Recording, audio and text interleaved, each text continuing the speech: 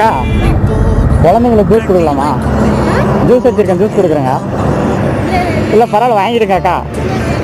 அக்கா பயப்படாதீங்கண்ணா.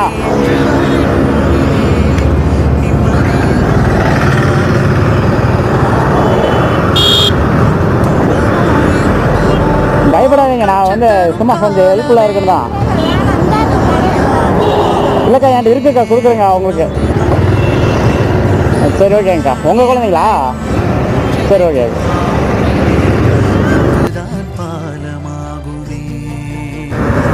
வருங்க